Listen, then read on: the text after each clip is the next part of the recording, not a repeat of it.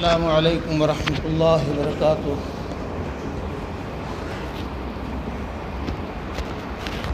بسم اللہ الرحمن الرحیم۔ الحمد للہ رب العالمین، والصلاة والسلام علی رسولہ النبی الکریم صلی اللہ علیہ وسلم تسلیما کثیرا کثیرا۔ اما بعد، فقد قال النبی صلی اللہ علیہ وسلم: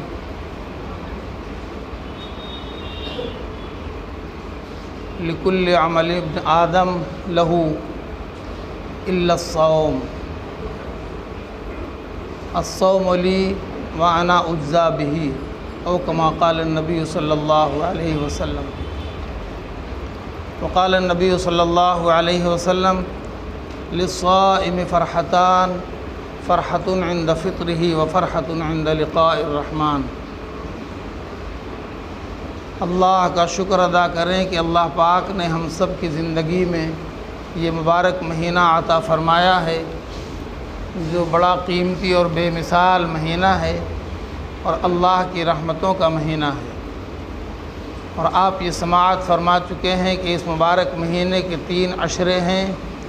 پہلا عشرہ رحمت کا ہے، اور دوسرا عشرہ گناہوں سے مغفرت کا ہے، اور تیسرا عشرہ جہنم سے خلاصی کا ہے، اور آج ہم تیسرے عشرے میں داخل ہو رہے ہیں۔ ہمارے 2 عشرے کیسے گزرے، اس کا جائزہ ہمیں لینا چاہیے، اس لیے کہ وقت بھی نہیں رکتا ہے۔ وقت تو آیا ہے، آتا رہے گا، جا رہا ہے، اسی طرح چلا جائے گا۔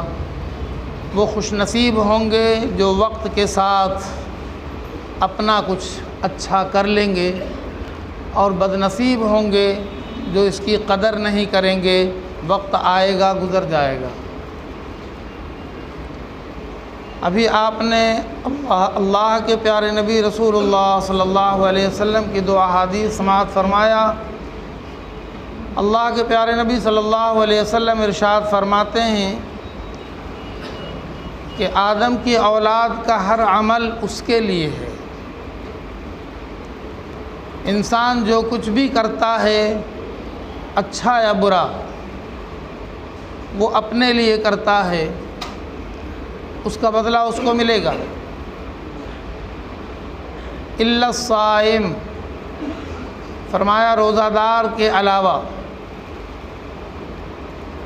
فإن الصوم لی، فرمایا اس لیے کہ روزہ میرے لیے ہے، وأنا أجزى بہ، اور میں ہی اس کا بدلہ ہوں، میں ہی اس کا بدلہ ہوں۔ آج بڑی عظیم الشان بات اللہ رب العزت نے فرمایا کہ روزہ صرف میرے لیے رکھتا ہے، روزہ رکھنے والا صرف میرے لیے رکھتا ہے۔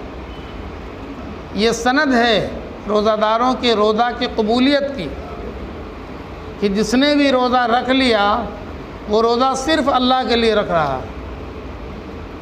نماز پڑھنے والا ہو سکتا ہے کہ اس کے دل میں یہ چور چھپا ہوا ہو کہ وہ کسی کو دکھانے کے لیے نماز پڑھ رہا ہو، کہ کوئی ہمیں نمازی دیکھ کر دھوکہ کھا لے گا، ہمیں امانت دار بھی سمجھ لے گا۔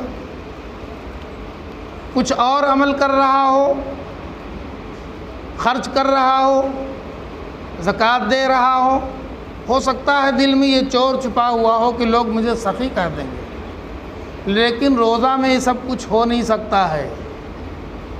گرمی کا موسم ہے، لو چل رہی ہے، پیاس لگی ہوئی ہے، حلق میں کانٹے چبھ رہے ہیں، پیٹ بھی کچھ تقاضا کر رہا ہے، اور بندہ وضو کے لیے پانی منہ میں بھی لے رہا ہے، لیکن وہ پانی روزہ دار اگر ہے تو وہ پانی منہ میں جائے گا، حلق تقاضا کر رہا ہے کہ ایک آدھ بوند ادھر بھی آ جائے تراوٹ کے لیے، مگر وہ کبھی نہیں ایک بوند کو اندر نہیں جانے دیتا ہے، باہر پھینکتا ہے۔ کلی کرتا ہے تو پانی منہ میں لیتا ہے، کوئی نہیں دیکھ رہا، کہ یہ پانی حلق میں جا رہا ہے یا باہر آ رہا، لیکن یہ صرف روزہ دار جانتا ہے کہ میں نے اللہ کے واسطے روزہ رکھا ہے، ایک بوند بھی اندر چلا گیا تو میرا روزہ ختم، وہ ایک بوند بھی اندر نہیں جانے دیتا، باہر کرتا ہے۔ روزہ کس کے لیے؟ روزہ اللہ کے۔ اللہ نے فرمایا کہ جب بندہ میرے لیے اتنے اخلاص کے ساتھ عمل کر رہا ہے تو اس کو بڑا بدلہ ملنا چاہیے۔ فرمایا اس کا بدلہ میں ہوں۔ اب اس لفظ کا کوئی اندازہ لگا سکتا ہے کہ محمد سے وفا صلی اللہ علیہ وسلم کہ محمد سے وفا تو نے تو ہم تیرے ہیں، یہ جہاں چیز ہے کیا لوح و قلم تیرے ہیں، ایک شرط لگا دیا تم نے میرے محبوب محمد رسول اللہ صلی اللہ علیہ وسلم سے وفاداری کر لیا، تم نے کلمہ لا الہ الا اللہ محمد رسول اللہ پڑھا ہے تو آپ کی رسالت پر ویسا ہی یقین کر لیا اور اپنی زندگی کو ان کی رسالت کے مطابق ڈھال دیا، تو فرمایا پھر تجھے ان کی پرواہ نہیں کہ یہ چاند اور ستارے اور یہ سورج اور زمین اور یہ پہاڑ اور یہ دنیا، یہ دولت اور مال تمہارے لیے ہے، فرمایا کوئی معنی نہیں رکھتا ہے، لوح و قلم تیرے لیے۔ تو بہت بڑی بات ہوئی نا۔ اور اس حدیث میں تو اللہ فرما رہے انا اجزا بھی، میں ہی بدلا ہوں، اللہ ہی روزہ کا بدلہ اللہ ہے۔ جب اللہ مل گئے پھر کیا باقی رہ گیا؟ جب خدا مل گیا تو خدائی کیا بچ جائے گی؟ یہ سمجھنے کی بات ہے۔ اللہ ہم سب کو سمجھ عطا فرمائے، روزے کی قیمت جاننے کی توفیق عطا فرما دے کہ کتنا قیمتی عمل ہے۔ اللہ کے پیارے نبی صلی اللہ علیہ وسلم نے فرمایا کہ روزہ دار ایک روزہ جب رکھتا ہے، روزہ دار ایک روزہ جب رکھتا ہے تو اللہ پاک اس کو جہنم سے اتنا دور کر دیتے ہیں کہ کوئی اندازہ نہیں لگا سکتا۔ اللہ کے نبی نے اپنی امت کو مثال دے کر سمجھا دیا کہ کتنا دور کر دیتے ہیں۔ فرمایا ایک کوا پیدا ہوا، کوا اڑنے میں بہت تیز ہوتا ہے، بہت لمبی مسافت طے کرتا ہے اڑ کر کے، اسی کی مثال سرکار دو عالم صلی اللہ علیہ وسلم نے دیا کہ ایک کوا پیدا ہوا اور پیدا ہوتے ہی اڑنا شروع کر دیا، اور فرمایا بغیر رکے ہوئے وہ اڑتا رہا اڑتا رہا اڑتا رہا، بوڑھا ہو گیا، عمر ختم ہو گئی، مر گیا۔ اب تم ناپ لو کہ وہ پیدا ہونے کے بعد سے مرنے تک کتنا اڑا ہے، کتنی مسافت طے کیا ہے۔ فرمایا ایک روزہ دار جب روزہ رکھتا ہے اللہ اس کو جہنم سے اتنا دور کر دے، اور 30 روزہ رکھ لے تو جہنم سے کتنا دور ہو جائے گا۔ آپ یہ بھی سماعت فرما چکے ہیں کہ روزہ پچھلی امتوں میں بھی فرض ہوا تھا، لیکن اس امت کو جو خصوصیات اللہ پاک نے عطا فرمائے روزہ کی برکت سے، وہ پچھلی امتوں کو نصیب نہیں ہوا۔ فرمایا کہ روزہ دار کے منہ کی بو للصائم فرحتان، وہ فم الصائم اطیب عند اللہ من ریح المسک۔ فرمایا روزہ دار کے منہ کی بو جو خالی آنت ہونے کی وجہ سے نکلتی ہے منہ کے ذریعہ بدبو، فرمایا وہ اللہ کے ہاں مشک سے زیادہ پسندیدہ ہے۔ اطیب عند اللہ من ریح المسک۔ جب روزہ دار پیارا ہو گیا تو اس کا پسینہ بھی پیارا ہو گیا، اس کے منہ کی بو بھی پیاری ہو گئی۔ وہ بو جو اگر کسی انسان کو لگ جائے تو منہ پھیر لیتا ہے، لیکن روزہ دار کے منہ سے جو بو نکلتی ہے اللہ نے فرمایا یہ تو مجھے مشک سے زیادہ، اللہ کو مشک سے زیادہ پسند ہے۔ یہ اس امت کے روزہ کی خصوصیت ہے۔ پچھلے امت کے روزہ داروں کو یہ بات نہیں ملی تھی، اور اس امت کے روزہ دار کی ایک خصوصیت یہ بھی فرمایا اللہ کے نبی صلی اللہ علیہ وسلم نے کہ یہ افطار کے وقت میں جب دعاؤں کے لیے ہاتھ اٹھاتا ہے یا زبان اس کی دعاؤں کے لیے چل پڑتی ہے تو فرشتے بھی اس کے ساتھ بیٹھ کر دعا کرتے ہیں، اس کو آمین آمین کہتے ہیں۔ یہ خصوصیت اس امت کے روزہ دار کو ملی کہ افطار کے وقت کی کوئی دعا رد نہیں ہوتی۔ اور فرمایا اس امت کے روزہ داروں کے لیے جنت کو سال بھر سجایا جاتا ہے، سال بھر جنت کو سال بھر سجایا جاتا ہے، حوروں کو سنوارا جاتا ہے، غلمان کو بنایا جاتا ہے، در و دیوار کو سجایا جاتا ہے روزہ دار کے لیے۔ یہ اس امت کی خصوصیات ہے۔ اور وہ ایک دروازہ باب الریان جو خاص روزہ داروں کے لیے ہے، وہ اسی امت کے روزہ داروں کے لیے وہ خاص گیٹ ہے۔ یہ خصوصیات ہیں، تو ہمیں اس کی قدر کرنی چاہیے۔ 20 دن تو گزر گئے، اب 10 دن بچے ہیں یا 9 دن بچے ہیں۔ ہمیں اب بھی سوچنا چاہیے کہ آخری وقت میں بھی اگر کچھ انسان کر لے تو بھی اسے کامیاب مانا جاتا ہے۔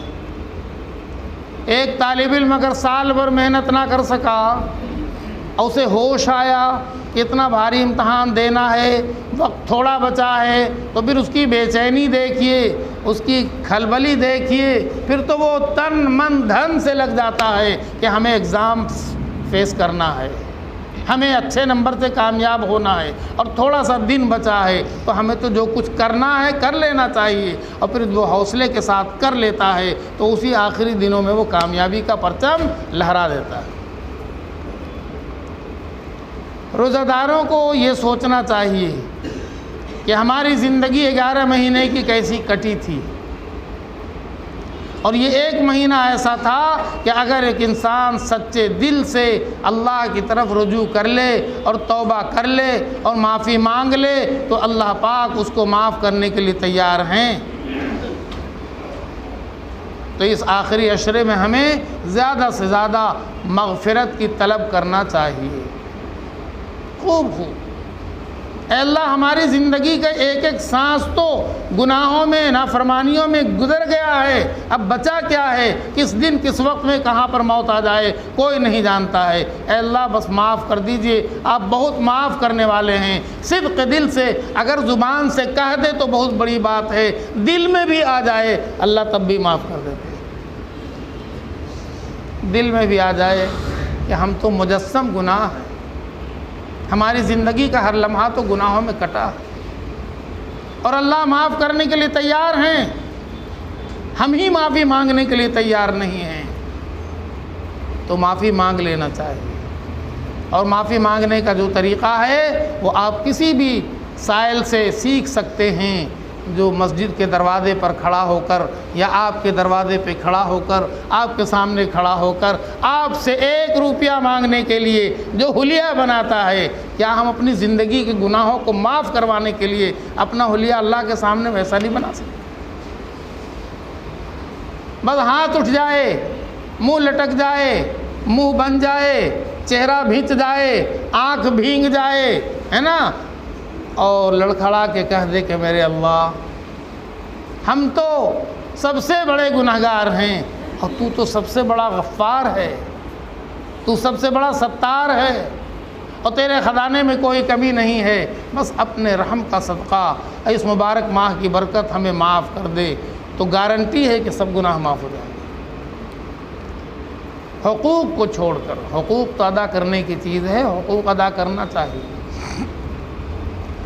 پھر یہ کہ ایک انسان اپنے بنانے کے لیے، اپنی اصلاح کے لیے کہاں کہاں جا سکتا ہے؟ وہ چاہے تو اپنے گھر میں 2 رکعت کی نماز پڑھ کر اور 2-4 منٹ ہاتھ اٹھا کر اللہ سے ہدایت کی بھیک مانگ لے، اللہ اس کو ہدایت دے دیں گے۔ جن چیزوں کو اللہ نے منع کیا ہے اس سے بچ جائے، وہ بھی تو ضروری ہے نا۔ ایک ڈاکٹر کہتا ہے کہ تمہیں شوگر ہو گیا ہے، بہت مشہور بیماری ہے، بہت کامن ہے، شوگر ہو گیا ہے، تو اور میں آج سے چینی نہیں کھانا، جلیبی نہیں، مٹھائی نہیں، کوئی میٹھی چیز نہیں، تو دونوں کان پکڑ کے کہے گا ڈاکٹر صاحب توبہ، اب نہیں کھائیں گے، اور نہیں کھاتا ہے، زندگی بھر جم جاتا ہے، شوگر فری، بچ گیا شوگر سے، ایک ڈاکٹر نے کہا کیا وہ نبی ہے؟ وہ ڈاکٹر کیا رسول ہے؟ وہ ڈاکٹر کیا خدا ہے؟ ایسا ایمان ڈاکٹر کے اوپر، اس نے شوگر منع کر دیا، بندے نے زندگی بھر کے لیے شوگر چھوڑ دیا۔ ایک ڈاکٹر نے کہا تمہارا بلڈ پریشر گڑبڑا گیا ہے، اب تمہیں یہ چھوٹی سی ٹکیا روزانہ کھانا ہے، روزانہ کھانا ہے، ایک دن بھی نہیں چھوڑنا، جس دن چھوڑو گے اسی دن ٹپک جاؤ گے۔ اب وہ زندگی بھر نہیں چھوڑتا، اب زندگی بھر نہیں چھوڑتا۔ سفر جا رہا ہے، کپڑا بھول جائے، چابی بھول جائے، موبائل بھول جائے، چارجر بھول جائے، اور بی پی کی ٹکیا نہیں بھولتا ہے، وہ ساتھ ساتھ لے کے چلے گا۔ وہ کچھ بھی بھول سکتا ہے، کیوں؟ کہا ڈاکٹر نے کہا ہے کہ اب تم بی پی والے ہو گئے ہو، اس لیے یہ ٹکیا روز کھانا ہے، جس دن چھوڑو گے اس دن ٹپکو گے۔ ایسا ایمان ڈاکٹر کے اوپر کہ وہ ٹکیا جیب میں ہے، ساتھ ساتھ ہے، سفر میں ہے۔ میرے بزرگوں، اللہ اس کے رسول صلی اللہ علیہ وسلم نے جو ہمیں ہمارے گناہوں کے گناہوں سے بچنے کے لیے جو نسخہ عطا فرمایا ہے، وہ نسخہ بھی تو ہمیں اپنانا چاہیے۔ سب سے پہلے تو ہمیں توبہ کر لینا چاہیے۔ ہے کوئی کسی کے پاس گارنٹی کہ اگلا رمضان پالے گا تو چلو اگلے سال کر لیں گے؟ کوئی گارنٹی نہیں ہے۔ یہ رمضان کے جو 10 دن بچے ہیں، اس 10 دن کی بھی کوئی گارنٹی نہیں کہ کوئی آخر 10 دن بھی پالے گا نہیں پالے گا۔ تو جو لمحہ ملا ہے، جو سانس ملی ہے، اسی کو قیمتی سمجھنا چاہیے اور توبہ کر لینا چاہیے۔ توبہ کرنے کے لیے بس ہر پاک مسلمان تو پاک ویسے بھی ہوتا ہے، پاک مسلمان 2 رکعت پڑھ لے تنہائی میں اور اللہ سے رجوع ہو جائے، اللہ کی طرف اپنا دھیان پورے طور پر لگا دے اور کہہ دے کہ میرے اللہ اب تک تو زندگی گناہوں میں کٹی ہے، اب نہیں کریں گے، اب توبہ کرتے ہیں، معاف کر دیجئے۔ بس اللہ کہتے ہیں چل میں نے معاف کر، اتنا بھی تو کر سکتے ہیں۔ اور پھر معافی مانگتے رہیں۔ بی پی کی ٹکیا روز کھاتے ہیں تو جب معافی چھوڑ دیں گے، معافی مانگنا چھوڑ دیں گے تو پھر گناہوں کا بلڈ پریشر بڑھے گا۔ اس لیے معافی مانگتے رہنا چاہیے، ہے نا؟ استغفر اللہ استغفر اللہ استغفر اللہ کہتے رہنا چاہیے۔ یہ آخری عشرہ ہے، کیا کریں گے؟ قرآن پاک کی تلاوت کثرت سے کرنا چاہیے، نوافل جتنی زیادہ ہو سکے پڑھنا چاہیے، کلمہ طیبہ لا الہ الا اللہ محمد رسول اللہ کثرت سے پڑھنا چاہیے۔ کلمہ طیبہ زیادہ سے زیادہ پڑھنے سے ایمان مضبوط ہوتا ہے، جو جتنا زیادہ کلمہ پڑھتا ہے ایمان اس کا مضبوط ہوتا ہے۔ اللہ کے پیارے نبی رسول اللہ صلی اللہ علیہ وسلم پر کثرت سے درود پاک پڑھتے رہنا چاہیے۔ کثرت سے درود پاک پڑھنے سے امت کا رشتہ اللہ کے نبی صلی اللہ علیہ وسلم سے مضبوط ہوتا ہے، رشتہ مضبوط ہوتا ہے، اور اللہ کے نبی صلی اللہ علیہ وسلم سے رشتہ مضبوط ہوتا ہے تو ہدایت پا لینا آسان ہو جاتا ہے، ہدایت کے راستے پر چلنا آسان ہو جاتا ہے۔ اگر ہم نے درود پاک پڑھنا چھوڑ دیا، کلمہ پڑھنا چھوڑ دیا تو شیطان تو دائیں بائیں گھوم رہا ہے ہمیں لوکنے کے لیے، وہ تو فوراً اغوا کر لے گا، پھر تو اپنے گھر لے جائے گا اور اپنے جیسا بنا لے گا۔ اس لیے آخری عشرہ کی قیمت کو سمجھیں۔ آخرہ عتق من النیران، یہی آخری عشرہ ہے جس میں جہنم سے خلاصی کا پروانہ ملتا ہے۔ تو جہنم سے خلاصی کا پروانہ کس کو؟ جنتی کو ملتا ہے۔ بھائی جو جنتی ہے وہ تو جنتی ہے، یہ بات سمجھ میں نہیں آتی ہے کیا؟ جو اچھے اعمال والے ہیں، جو گناہوں سے بچنے والے ہیں، جو متقی و پرہیزگار ہیں، وہ تو جنتی ہیں، ان کو جہنم سے خلاصی کا پروانہ ملنے کا کوئی مطلب نہیں۔ جہنم سے خلاصی کا پروانہ تو اس کو ملتا ہے جو جہنم کا حقدار ہو چکا ہوگا، جس نے اپنی زندگی کو برباد کر کے جہنم میں ٹھکانہ بنا لیا ہے۔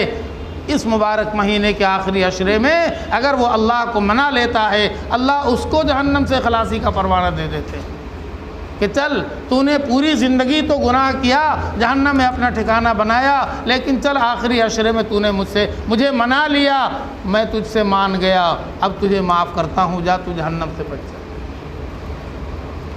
آخری عشرے میں کچھ اعمال ہمیں خصوصی طور پر اسی لیے ملے ہیں کہ ہم زیادہ سے زیادہ اللہ کی طرف متوجہ ہو جائیں۔ اعتکاف اسی آخری عشرے میں ہے۔ مسجد میں 10 دن کے لیے، 10 دن اور 10 رات کے لیے لگاتار مسجد میں بیٹھ جانا، سنت کی ادائیگی کی نیت کے ساتھ، وہ بھی پوری امت نہ بیٹھے، ہر مسجد میں اس مسجد کے اطراف میں بسنے والے مسلمانوں کا ایک نمائندہ، 2 نمائندہ، 3 نمائندہ، چند نمائندے بیٹھ جائیں، ایک بھی بیٹھ جائے اعتکاف میں 10 روز کے لیے، 10 دن اور رات کے لیے، تو اللہ پاک اس کو تو معاف کر ہی دیتے ہیں، اور اللہ اس کی برکت سے اس محلے میں بسنے والے سب لوگوں پر رحم فرما کر سب کی معافی کا فیصلہ فرما دیتے ہیں۔ یہ کتنی بڑی بات ہے۔ 10 دن مسجد میں بیٹھنے والا ایسا ہے جیسا کوئی اپنا مطالبہ لے کر سرکار کے آگے بیٹھ جائے کہ ہم تو ہٹنے والے نہیں جب تک کہ ہمارا مطالبہ پورا نہ ہو جائے۔ تو دنیا کی سرکار بھی سوچتی ہے کہ بیٹھ گیا ہے تو اب اس کو کیا محروم کیا جائے، بول کیا مطالبہ ہے، چل ہم دیتے ہیں، ہو جاتا ہے۔ اور یہ سب سے بڑی سرکار، وہ اللہ کا گھر، اور رمضان کا مہینہ، اور مہینے کا آخری عشرہ، اور ایک شخص اپنے دنیا سے رشتہ توڑ کر، اپنے اہل و عیال سے رشتہ توڑ کر، اپنا گھر آنا جانا بند کر کے بس وہ اللہ کے گھر کا ہو کے رہ جاتا ہے، یہیں رہتا ہے، یہیں سوتا بھی ہے، کھاتا بھی ہے، ضروریات زندگی کی ساری چیزیں پوری کر رہا ہے، لیکن وہ ہے اللہ کے گھر میں، اللہ سے اس کا رشتہ جڑا ہوا ہے، تو وہ معتکف اللہ تعالیٰ کو بہت پیارا ہے۔ دیکھیے کتنی آسانی اور سہولت ہو گئی کہ پوری امت پر اعتکاف کو ضروری قرار نہیں دیا۔ امت میں سے کوئی ایک فرد محلے کا اگر بیٹھ جائے، بہت سی مسجدوں میں نہیں بیٹھتے ہیں لوگ، الحمدللہ یہاں پر تو بیٹھتے ہیں، اور آج ہی سے بیٹھنا ہے، آج شام سے بیٹھنا ہے۔ ہمیں امید ہے کہ اعتکاف کرنے والوں نے اپنی جگہ مقرر کر لیا ہوگا، اپنا ارادہ کر لیا ہوگا، آج عصر کے بعد سے وہ مسجد میں تشریف لے آئیں گے۔ تو اعتکاف کا بہت بڑا ثواب ہے۔ یہ اعتکاف سنت علی الکفایہ ہے۔ اللہ کے پیارے نبی رسول اللہ صلی اللہ علیہ وسلم نے کبھی پورے مہینے کا اعتکاف فرمایا ہے، اور کبھی 20 دن کا اعتکاف فرمایا ہے، لیکن امت کو آخری عشرے کا اعتکاف بتایا ہے، اس لیے کہ آپ صلی اللہ علیہ وسلم دراصل شب قدر کی تلاش میں پورے رمضان اللہ کی طرف متوجہ ہوتے تھے۔ تو جب آپ کو بتایا گیا کہ آخری عشرے میں آپ شب قدر کو تلاش کریں، تو آپ صلی اللہ علیہ وسلم نے اعتکاف کو آخری عشرے میں رکھ دیا کہ اعتکاف کرنے والے کے بارے میں زیادہ گمان ہے کہ وہ شب قدر کو پا سکتا ہے، تلاش کر سکتا ہے۔ لیکن ویسے بھی ہر امت کو چاہیے کہ آخری عشرے میں، آخری عشرے کی آخری طاق راتوں میں، وہ بھی پورا 10 دن 10 راتیں لگاتار نہیں، فرمائے کمزور امت ہے، اتنا سخت عمل نہیں کر پائے گی، تو اعتکاف تو 10 دن کا ہوگا اور وہ پوری امت نہیں کرے، لیکن شب قدر کی تلاش پوری امت کر لے تو آخری عشرے کے 5 راتوں میں تو کر ہی سکتا ہے، 5 راتوں میں تو کر ہی سکتے ہیں۔ طاق راتوں میں جیسے آج کی رات ہوگی 21ویں شب، پھر کل چھوڑ کر اگلے دن 23ویں شب، پھر ایک دن ناغا کر کے 25ویں شب، پھر ایک دن چھوڑ کر 27ویں شب، اور زیادہ گمان ہے کہ 27ویں شب ہو شب قدر، اور اگر پھر نہیں تو پھر آخری 29ویں شب۔ یہ 5 رات میں تو بندہ اللہ کی طرف پورے طور پر متوجہ ہو جائے، لیکن اس میں بالکل دکھلاوا نہیں ہونا چاہیے۔ یہ عمل ویسا نہیں ہے کہ اجتماعی طور پر سب لوگ جمع ہو کر مسجدوں میں بھیڑ لگا کر یا سڑکوں پر کھڑے ہو کر یا ادھر ادھر موٹر سائیکل دوڑا کر وہ شب قدر کا جشن منا رہے ہوں، یہ وہ چیز نہیں ہے۔ سمجھنے کی کوشش کریں۔ کہیں حکم نہیں دیا گیا ہے کہ شب قدر کی تلاش کے لیے سارے مسلمان مسجدوں میں جمع ہو جائیں، کہیں کوئی حدیث ایسی نہیں ہے، اور کہیں صحابہ کرام کا عمل بھی نہیں ہے۔ لیکن صحابہ کرام شب قدر کی راتوں میں سوتے نہیں تھے، صحابہ کرام اپنے اپنے گھروں میں کہیں کہیں پر جہاں ان کو موقع ہوتا تھا وہ اللہ کو منانے کی کوشش کرتے تھے، وہ جاگتے تھے، وہ عبادت کرتے تھے۔ لیکن اجتماعیت جو ہمارے یہاں کا رواج بن گیا ہے، دراصل ایک جشن کی صورت اختیار کر چکا ہے، اس لیے یہ بتانا پڑتا ہے۔ گھروں میں جگہ نہیں ہے، گھروں میں عورتیں مشغول ہیں عبادت میں، تلاوت میں، اور اتنا قرآن پاک بھی گھر میں نہیں ہے کہ سب لوگ وہیں پڑھ لیں، یا جگہ بھی نہیں ہے، مصلی بھی نہیں ہے، چلو مسجد میں آؤ، کوئی بات نہیں، منع نہیں ہے، مسجد میں آ جائیں۔ لیکن یہ نہ سمجھیں کہ ہم مسجد میں آئیں گے تبھی شب قدر کو تلاش کر لیں گے، اور ہم گھر میں رہیں گے تو ہمیں شب قدر نہیں ملے گی، ایسی کوئی بات نہیں، یہ بات ذہن سے نکال دینا چاہیے۔ شب قدر کی تلاش ہر ایمان والے کو رمضان المبارک کے آخر عشرے میں کرنا چاہیے۔ حضرت عائشہ صدیقہ رضی اللہ تعالیٰ عنہ نے دریافت کیا، اے آقا صلی اللہ علیہ وسلم، اگر ہمیں شب قدر کا پتہ چل جائے، ہمیں معلوم ہو جائے کہ یہ شب قدر ہے، یہ قدر کی رات ہے، تو ہمیں کیا کرنا چاہیے، کیا مانگنا چاہیے؟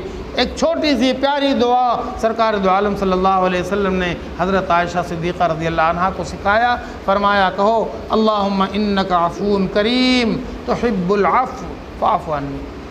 اللہم انک عفو کریم، اے اللہ آپ بہت معاف کرنے والے ہیں، بڑے کرم والے ہیں، معاف کرنے کو پسند فرماتے ہیں، مجھے معاف کر دیجیے۔ ہے نا پیاری دعا؟ کتنی اس کے اندر لجاجت ہے، کتنا اس کے اندر محبت ہے کہ بندہ اپنے محبت کے ساتھ اپنے اللہ کو پکار رہا ہے، اے اللہ آپ بہت معاف کرنے والے ہیں، بڑے کرم والے ہیں، آپ معاف کرنے کو پسند فرماتے ہیں، مجھے معاف کر دیجیے۔ تو یہ دعا شب قدر میں پڑھنی چاہیے کثرت سے، اور قرآن پاک کی تلاوت کریں۔ مسجدوں میں شب قدر کی رات میں سونا، اگر اعتکاف کی نیت کر لے تب تو کوئی گناہ نہیں ہے، لیکن بلا وجہ سو جانا مسجد کے اندر تو یہ مسجد کی بے حرمتی ہے، مسجد کے تقدس کو پامال کرنا ہے۔ نیند آ رہی گھر جا کے سوئیں، گھر والوں کو تاکید کر دیں کہ مجھے سحری کے لیے جگانا ہے، مجھے فجر کے لیے اٹھانا ہے، لیکن یوں نہیں کہ مسجد میں سو جائیں گے تو کوئی نہ کوئی تو اٹھا دے گا۔ مسجد میں سو جانے کی وجہ سے دوسروں کی عبادت میں خلل پڑتا ہے۔ آپ نے نہیں دیکھا ہوگا کہ جب بس چل رہی ہو، کار چل رہی ہو، تو ڈرائیور کے بغل میں بیٹھنے والا سو رہا ہو، اور ڈرائیور کہتا ہے سونا ہو تو پیچھے جائیے، سونا ہو تو، ورنہ آپ سوئیے گا تو ہم بھی سوئیں گے، اور ہم بھی سو جائیں گے تو پھر مت پوچھیے کیا ہوگا۔ اس لیے مسجد عبادت کی جگہ ہے تو اس کو عبادت کی جگہ ہی رہنے دیجیے۔ نیند آ رہی تو گھر میں جائیے۔ اب تو ہمیں بہت صدمے کے ساتھ کہنا پڑتا ہے کہ اتنا سنانے یا بتانے کے بعد بھی ہمارے نوجوانوں کو ابھی تک ہوش نہیں آیا ہے۔ یہ مسجد کی چھتوں پر بیٹھ کر، سیڑھیوں پر بیٹھ کر، یہ موبائل کھول کر یہ تصویریں دیکھا کرتے ہیں۔ استغفر اللہ، استغفر۔ تراویح ہو رہی ہے، قرآن پاک پڑھا جا رہا ہے، لیکن ان نوجوانوں کو سمجھ میں نہیں آتا ہے کہ ہم کہاں بیٹھے ہیں اور ہم کیا کر رہے ہیں۔ اللہ ان کو سمجھ عطا فرمائے۔ دیکھیے، انسان کی سمجھ اگر خراب ہو جائے نا تو اس انسان کو بچانا بہت مشکل ہے، ناممکن ہے۔ قوت فکر و عمل پہلے فنا ہوتی ہے، سوچنے کی طاقت پہلے فنا ہوتی ہے، تب کسی قوم کی شوکت پہ زوال آتا ہے۔ آج جو اس امت پر زوال ہے نا، اس لیے کہ اس کے سوچنے کا انداز بدل چکا ہے، اس کے فکر کا انداز بدل چکا ہے۔ یہ مسجد میں بیٹھ کر، مسجد کے سیڑھیوں پر بیٹھ کر عین تراویح کے ہوتے ہوئے وہ موبائل کھول کر وہ تصویریں دیکھتا ہے۔ اللہ نہیں دیکھ رہے، اللہ نہیں دیکھ رہے۔ روزہ دار کلی کرنے کے لیے منہ میں پانی لیتا ہے لیکن پیاس کی حالت میں حلق سے نیچے نہیں اتارتا ہے، باہر پھینک دیتا ہے۔ وہ دیکھ رہا ہے، وہ جان رہا ہے کہ اللہ دیکھ رہے ہیں کہ یہ پانی میرے حلق کے اندر ایک بوند بھی چلا گیا تو اللہ دیکھ رہے ہیں، میرا روزہ ٹوٹ جائے گا۔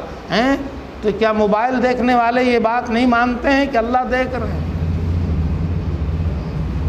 مسجد اسی کے لیے ہے۔ اب چھوٹے چھوٹے بچوں نے تو اس کو میلہ ٹھیلا بنا لیا مسجد کو، رمضان آ گیا چلو اوپر میں دوڑیں گے، اتنا دوڑنے کی جگہ تو ہمارے گھروں میں نہیں ہے، سڑکوں پر بھی نہیں ہے، چلو مسجد ہی بہت لمبی چوڑی ہے، یہاں سے وہاں دوڑیں گے، اس سے اوپر، اس چھت سے اس چھت پر دوڑیں گے، اس کا جوتا اٹھا کے اس کو ماریں گے، میری چپل اٹھا کے یہاں وہاں پھینکتے ہیں۔ اب میں آدھا گھنٹہ جوتا چپل تلاش کرتا ہوں، یہ لڑکے سب ایک دوسرے کو نشانہ بناتے ہیں چپل سے۔ یہ سمجھ آنی چاہیے، آخری عشرہ ہے، زیادہ سے زیادہ اچھے کام کر لیں۔ آخری عشرے میں صدقہ فطر بھی دیتے ہیں۔ صدقہ فطر 50 روپیہ مقرر کیا گیا ہے ایک آدمی کی طرف سے۔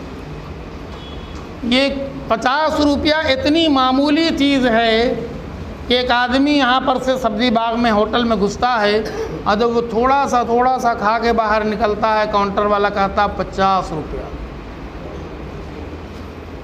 دے دیتا ہے۔